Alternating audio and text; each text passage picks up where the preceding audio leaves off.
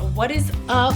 I'm going to be doing a video today on best insects to feed your reptiles. So basically I compiled a little chart for you guys so you can look at that in the description in PDF form. It's not exact, it's estimated, and it's kind of averaged out between what I've researched. So we're just going to be going off of that.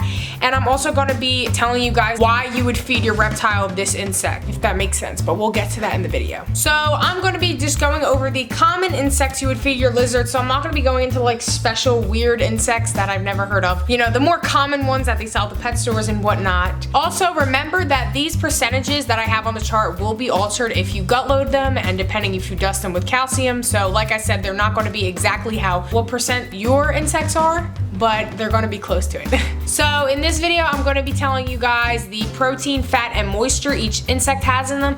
The only reason I'm not going to be going into depth with the calcium is because you can kind of regulate that yourself. Like sprinkle them with calcium, it doesn't really matter.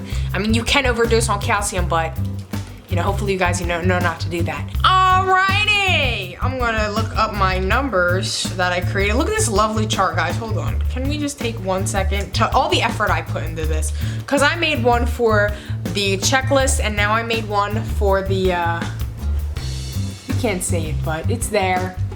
And it is provided down below. So technically you don't even have to watch this video, but you should anyway because it's my vocals. And I'm giving more in depth anyway. I'm not gonna be going over like, you know, the more advanced, I guess. These are just common. So if I'm missing your insect, I'm sorry.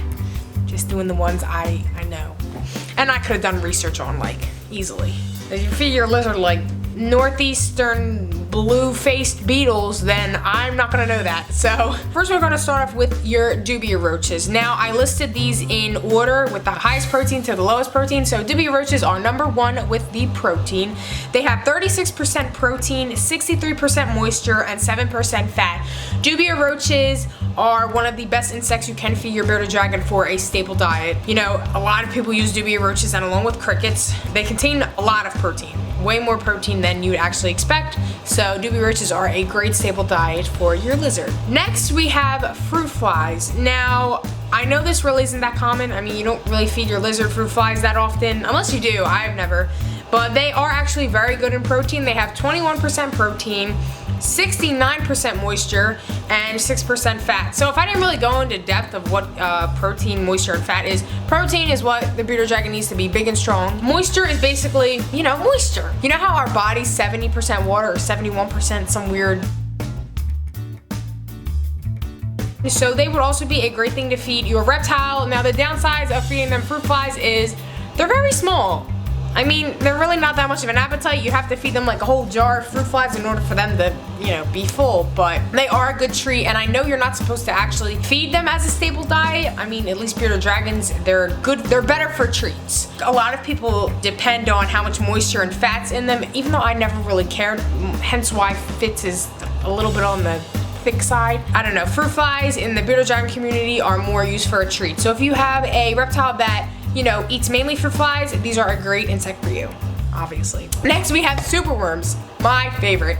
I'm actually switching to Dubia roaches, so I'm gonna be breeding those soon. I'm going to the expo this weekend too. November 10th, I will be at the Greater Philadelphia Expo Center. Be there or be square. Superworms also have a good amount of protein. They have 20% protein. They have 58% moisture, and they have 17% fat. These are probably one of the best staple worms for your lizard. The only problem with superworms is they're very high in fat. If I was a vet, I'd highly recommend if your bearded dragon's underweight to feed them more fatty insects or foods or vegetables. So I'd recommend feeding them superworms. Now, Fitz has been on a superworm diet for, I'm pretty sure the majority of her life now. No? About half maybe. A lot of people look at her and say, wow, she's a really large bearded dragon. It's because I feed her a lot of superworms, like a lot. So she's either egg bound or she's really big. Superworms are great for getting your bearded dragon's weight up. They're a good staple insect. The next we have is cricket. These are also a very good staple insect for your lizard. Crickets are 18% protein, 75% moisture,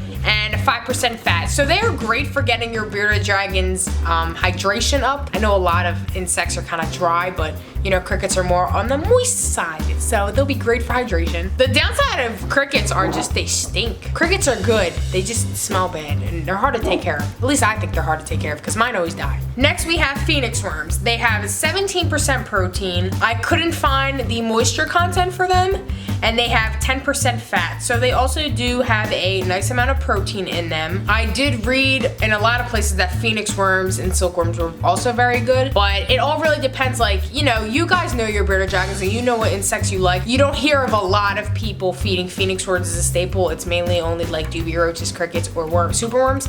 So phoenix worms are good. Next you have butterworms, which have 16% protein, 59% moisture, and 18% fat. Butterworms are not really recommended as a staple because you can use them as a staple. Don't get me wrong, I'm not here to tell you guys, oh, use this or use that, or you're wrong. If you use butterworms and you're going good and great, but they say butterworms aren't really good because of the fat content. Next, we're going to be going over waxworms. These are also controversial regarding like nutrition and stuff. The waxworms have 50% protein, 60% moisture, and 22% fat. So they are also on the fatter side. They actually have more fat than the superworms. So most of these aren't like the best because they are higher in fat. You can use them as a treat. That's what I mean. Like butterworms and waxworms and mealworms and all them are supposed to be used as a treat more. I mean, a lot of people do use them as a staple, but they're better for treats. Mealworms. These are controversial because they have a very hard exoskeleton, and especially for juveniles, I mean adult bearded dragons this can happen to them as well, but bearded dragons, when they chew on them, they have a very hard exoskeleton,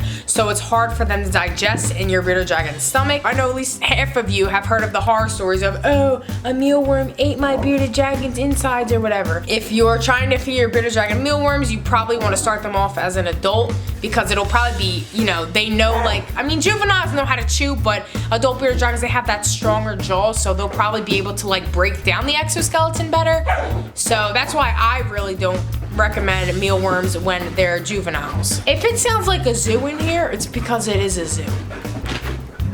The next one we have is earthworms. So I never heard of bearded dragons eating earthworms or really any other reptile eating earthworms, but you know, obviously there are reptiles eating earthworms, but I've never heard of one myself eating earthworms. So if your lizard eats earthworms, then leave it down below, because I've never heard of that. Earthworms have 12% protein, and the moisture and fat content I couldn't find. So I'm just assuming that earthworms have a high fat content because they are very, you know, thick, squishy and stuff. They probably have a higher fat content. Hornworms, these are supposed to be used as a treat only. These are not supposed to be a staple diet. So these guys have 9% protein, 85% moisture, and 3% fat. They may not have a lot of fat, but they definitely do have a lot of moisture and less protein. It's more like, oh, here's this big green thing, let me dive right in. So it's like a treat. So I won't, you know, you're not supposed to feed your bearded dragon hornworms every day. And lastly, you have silkworms. These silkworms have 9% protein, 76% moisture, and they have 5% fat. The reason why silkworms are so good for your bearded dragon are because they have more calcium and proteins instead of phosphorus and fats. Okay, I'm not gonna use this as a health lesson because that's boring, but basically phosphorus, I believe phosphorus is a calcium binding chemical or, you know, ingredient. If your bearded dragon ingests it, it basically like contradicts the calcium. It basically just throws the whole calcium away. They also are high in other vitamins too, like vitamin B, A, magnesium, and iron. So they also have all of those nutritions as well. So I hope you all enjoyed this video. I don't want you guys to take my information, I mean with most of my videos yes, but for this video I don't want you guys to take my information with these insects and say, oh well, this is right, or I'm feeding my bearded dragon butterworms as a staple diet, I shouldn't do that anymore.